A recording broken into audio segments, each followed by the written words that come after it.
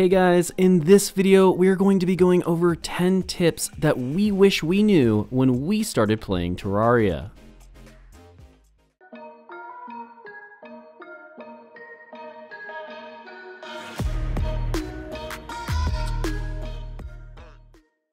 Coming in at number 1 on our list is to build some rooms and build a house early. This is because as soon as you do this, you will be able to have merchants move in, which will offer you materials and items that you otherwise wouldn't have access to. In order for the rooms to qualify, you're going to need a table, a light source, and a chair. Once they do so, if you're not sure if they qualify for people to move in, all you need to do is go push this little button on the screen, and then it will allow you to check whether or not the room is good to go, or if you need to adjust something. Next up on our list is to use the guide in order to help you, as well as the online wiki. Terraria is a very in-depth game, and there are so many nuances and little tiny things you may not know about. If you're wondering simply how to craft something, all you need to do is go talk to the guide, put that item in the inventory of his, and he will tell you everything you could possibly use it to craft. Now, if you're looking for something more in depth, like which kind of trinkets or something further down the line that you might want to know about, all you need to do is go ahead and open up that Terraria wiki on Google, and it will have all the information you could ever dream of. Now for our third slot, we highly recommend that you guys keep every single trinket you find. The reasoning for this is you are able to combine many of these trinkets into a super trinket that has all of the abilities of the previous ones once you unlock the Goblin Engineer. This will help you a lot towards that mid to late game, as you will find yourself with way too many trinkets and just not enough slots to put them in. Fourth on the list is going to be to dig your tunnel to hell early and dig it straight. Now, we're not saying to dig it immediately, but it is very important that you get yourself a tunnel to hell as quickly as you can within a reasonable time frame. Yes, there's a ton of loot and other things to do, but having a nice long tunnel that takes you straight to the bottom of the map early on will help you out so much in the long haul. Hell in Terraria has some of the best early game items available. And even if you're not quite up to the challenge to dive straight into the lava pits, you will most likely find tons of cave systems and other things along the way that will help you take on some of those early game bosses that you might just be struggling with.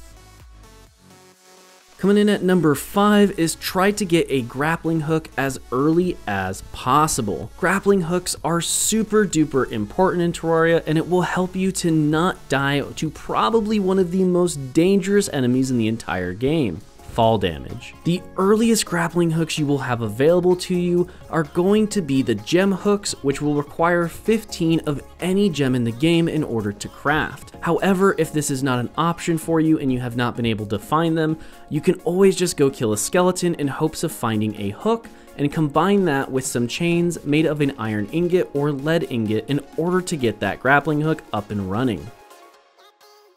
Alrighty, we are over halfway there now with number 6, which is to build long platforms to help you defeat bosses. One of the first things I will always do on every single Terraria world I play on is make a huge platform that spans a very, very large distance, sometimes even the entire map. This is super important as it gives you a nice large flat area to fight bosses on.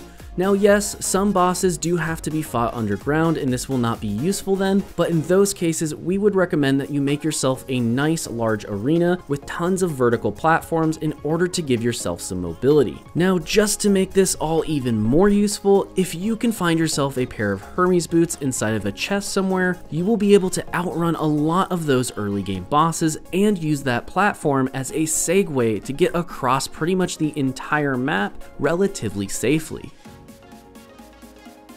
Now for number 7 on our list is label your chests. I know it's simple, right? Yet so many people I play with do not do this, and it results in you not being able to find things when you need them. You see, as you progress more and more into the game, it will begin to offer you more and more items as you unlock more and more things you're able to do. By the time you get to the mid to late game, you will probably even find yourself with so many things, you may even want to have a chest for every single item that's in the game. Just as a little extra bonus tip here, for this one, when you are coming back from an adventure, there is a little button you can hit that will automatically deposit any stackable items in your inventory, such as blocks or herbs or potions per se. Here we are at number 8, which is to scout sky islands with gravity potions. Early on your Terraria adventures, you will begin finding chests which have potions in them. Sometimes you will get a gravity potion out of these, which can be used to scout out sky islands. These sky islands can contain some things that are the best options pre-Wall of Flesh, which if you don't know, is the last boss before you enter hard mode. If you're having trouble finding these, just look at the background for those clouds or the space layer. This is roughly where you're gonna find these sky islands and get that juicy loot. However, just keep in mind when your gravity potion runs out, if you don't have a way to get down, you might end up going kersplat. We're almost there now with number 9, which is graveyards suck. Or do they? What we mean by this is graveyards in Terraria are made when there are too many gravestones around you. This is a relatively new feature to the game, but they can be extremely annoying or extremely beneficial depending on what you do with them. If you are just getting irritated with all the mobs spawning, all you need to do is pick up all those gravestones and they'll stop spawning. However, if you want to, you can actually use this as a way to force mobs to spawn and set up some kind of system and where you can grind them endlessly for all that good gold. Just be careful though, as the zombies will spawn very quickly and they can overwhelm you if you are not prepared.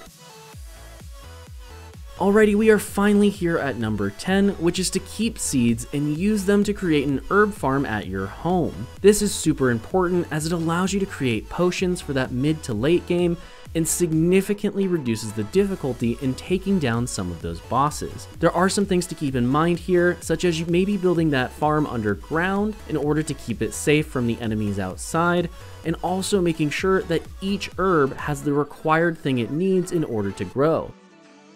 You guys are still here? Thank you so much for watching to the end of the video, as we really do appreciate all of our viewers. And if you do like the content, please consider subscribing to our channel, as it really helps us out. Make sure you guys smash that like button, and we'll see you next time.